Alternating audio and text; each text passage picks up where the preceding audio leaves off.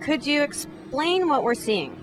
Yeah, basically, this is what they call a CO2 laser. This laser can actually burn into wood or acrylic, any non-ferrous type materials, plastic name badges, the plaques that you'll typically see presented to someone. It can be done in these machines. We have 3 of these. This is the larger of the 3 units we have. Right now, what it's doing is it's burning through the stained finish in this picture frame, revealing the natural wood color underneath. And this is actually a corporate gift. Our client came to us and they've come out with a program where they want to give keywords of inspiration to the employees. And there's 10 keywords floating around this frame. We design it in a standard graphics program. It is then sent down to the laser, and the laser will burn it all in. Now, typically, we're seeing only one being done here right now, but we'll set this up to run 6 or 10 or whatever it is at a time, so to improve on the productivity. We have another one done over here. You can see a finished product. So that's all done by laser? Yeah, it's all burned directly into the wood, and then we'll go ahead and put all the guts right back in there, and it'll have an easel back. That's how it's done. What is the most unusual thing you've ever put into the laser? Oh, wow. Unusual. You know, that's a tough one. That really is tough. We've done literally everything from laptop computers for the kid going away to college. They want to serialize it or put a name on it, so theft, unfortunately, it happens. We've put eyeglasses in there for senior citizens, or where they're in a community where those things, they can lose them, you know. So we'll put their name right on the bar on the side so they can retrieve those at a later date. What's some other stuff? Boy, trying to think of something real creative. So you can personalize anything. Yeah, and then you know, we've done urns in here where we need to reproduce. Of the deceased, we'll put a photograph of the deceased right into the urn. It's real unique, really nice little touch. So it's the laser that's used for that new, where you actually put the photograph of someone on the plate or on the plaque. Yeah, exactly right. And that's such an expanding market. We still have the old technologies. We have CNC equipment still, so doing the traditional prom charms or brass plates, things like that. Still have all those pieces of equipment. Don't think we'll ever get rid of those. But the lasers do things quicker, you know, and can do it with a little bit more detail. Get away with things that you couldn't do on those other pieces of equipment. And you still do standard engraving? Yeah, absolutely. And actually, I still do a lot of that. Rolexes, high-end jewelry items. I'm still the only one that does any of that product. It's one of those things I find it difficult to let go, because we wouldn't want to lose one of those. But so we'll do wedding rings inside and out. Any kind of jewelry you can think of, and we do it a lot for a lot of the local jewelry stores in the area. Okay, would you like to show us around some? Yeah. Okay, great. This is actually the machine that was done for the Lynx Cup. We removed the tabletop, and below that we have a large vise that allows the entire cup to be rotated while it engraves it.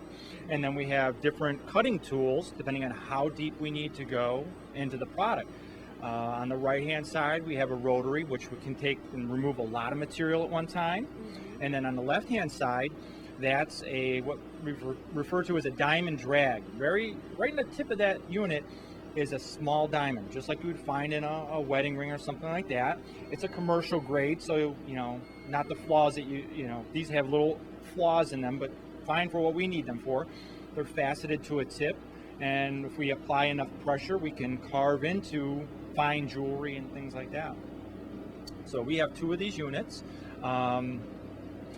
sitting side by side here, and again, I run both of these because it's one of those things that I just feel like I just trust myself, and it's difficult to let go of certain things, and that's one of the ones hanging on to tradition. Yeah, I think so, a little bit.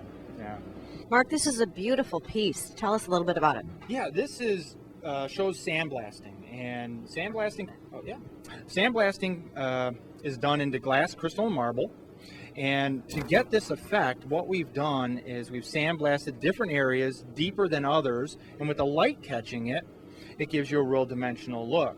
Now we also, and it's not attached to here, did a separate piece of glass with a silhouette of Henry Ford, and did his photograph in front of it because that was his quote down here. But this shows you the kind of uniqueness, again, just thinking outside the box a little bit, of the different things that we can do. But a process like this will probably take seven different trips into the sandblasting room to get the different depths. You can't blast them all at once. You start with the deepest, you blast that, remove a layer, bring it back in there, sandblast the next layer, and so on and so forth until you get to this final layer, which is barely etched. And again, we can apply that technique again to glass, crystal, and marble. And then I can show you those pieces of equipment. Though they look primitive, they do a really detailed job. But basically we use an abrasive. It's actually a silicon carbide. They call it sandblasting because back in the old days you would use sand. But in today's day and age, they find that sand is very unhealthy for you. If you inhale that, it can be very dangerous. So we use a man-made product called silicon carbide. We use different grits like you would a sandpaper, and we shoot air and that grit right into the glass, crystal, and or marble to create that depth. So this is the room that's all done. That's where we buff. We can grind it. We can remove scratches. We've had people come in with maybe a piece of water or another piece of crystal. So this is You'll do crystal repair. Yeah, absolutely. Not a lot of it. Mostly we do it for our own purposes. Most people don't know we do it. We have different wheels. These are all filled with diamonds. Diamonds are one of the only things that we can use to remove crystal smoothly and cleanly. Crystal also heats up. It has lead content in it. Heats up really fast.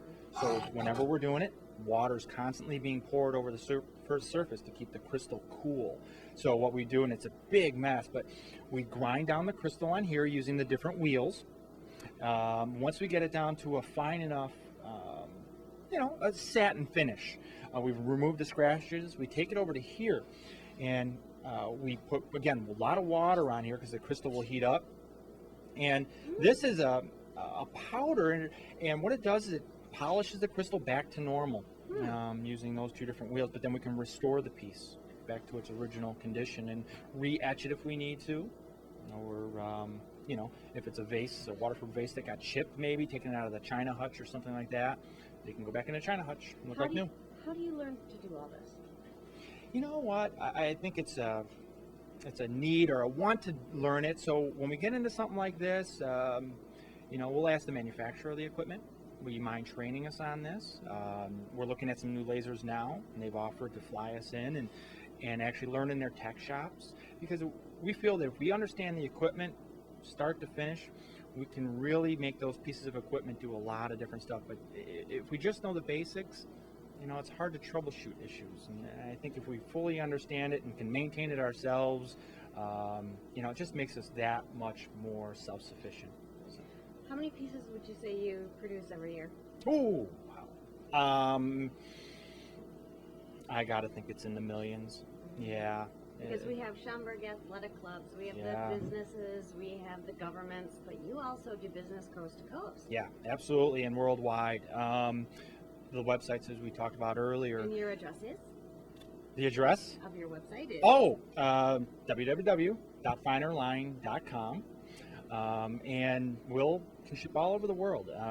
We use Federal Express primarily, They really work with us close at hand to help us make our systems very efficient. And, again, we're shipping crystal right now for Tenneco Automotive over to Germany. Anywhere. There's no limitation of where we can send our product, literally. Well, Mark, thank you very much for joining us Absolutely. and taking over the microphone Thank on you. the Pro Show. And next time you need a plaque or some crystal buffed out or any other sort of gift or promotional item, come see Mark Case at the Finer Line or visit the website at Finerline.com.